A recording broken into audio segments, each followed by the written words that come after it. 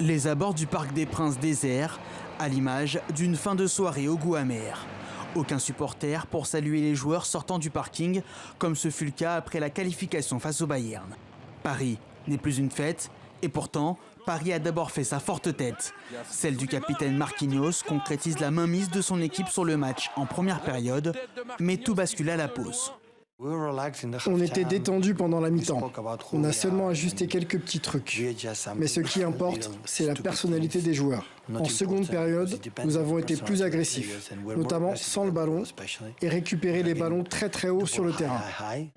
Tel un animal de sang-froid, Manchester City confisque le ballon en seconde période, étouffe son adversaire jusqu'à le faire craquer.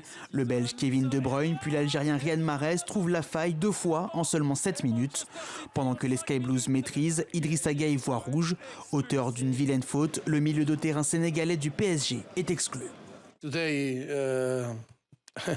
C'est une soirée douloureuse. La façon dont nous avons encaissé les buts est très douloureuse.